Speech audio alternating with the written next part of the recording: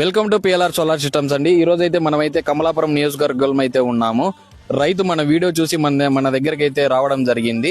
వీళ్ళకి వచ్చేసి జింకల బెడద పందుల బెడద ఉండదని చెప్పేసి అయితే రైతు అయితే చెప్తున్నారు.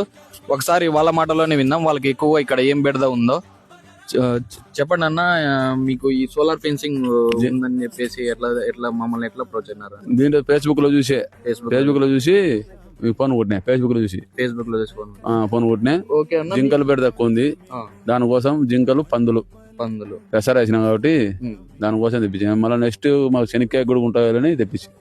ఓకే అన్న. పవర్ అయితే ఎట్లా వస్తుంది అన్న? ఇప్పుడు ఇన్స్టాల్ అయితే చేసాం కదా. బాగుంది. మంది రైతులు అయితే అనేక క్వశ్చన్స్ అయితే అడుగుతున్నారు. ఈ సోలార్ ఫెన్సింగ్ ని ముట్టుకుంటే ఏమన్నా ప్రాణగానే అయితే ఉంటుందా అని చెప్పేసి. ఇందాక ఈయన అయితే తగిలాడు. ఒకసారి అన్న మాటలోనే విన్నాము ఏ విధంగా ఉందో అని చెప్పేసి. చెప్పండి అన్న, ఇందాక మీరైతే తగిలినారు కదా, మీకు ఏమనిపించింది అన్న? జమ్మ అంటుంది ఎక్కువ, జోరుకి జమ్మ అంటుంది. అది దీని వలన మనిషికి ప్రాణాపాయం అవన్నీ ఏం లేవు. అదే చెప్పండి అన్న. చాలా మంది అయితే ఈ క్వశ్చన్స్ అయితే అడుగుతున్నారు మళ్ళీ మిమ్మల్ని అయితే తగిలియడం అయితే జరిగింది. డైరెక్ట్ చేతులతోనే తగిలియడం అయితే జరిగింది. డైరెక్ట్ చేతులతో తగిలింది మనం. ఓకే.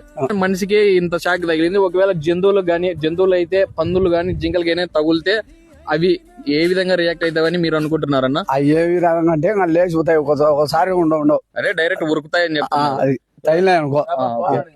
చూశారు కదా, అన్న అయితే డైరెక్ట్ తగిలిచ్చాము. ఆయన ఏం చెప్తున్నాడో, ఇవి వేసుకోవడం వలన పందులు గాని జింకలు గాని మీ పంటలోకి ఎంటర్ అయితే కావు.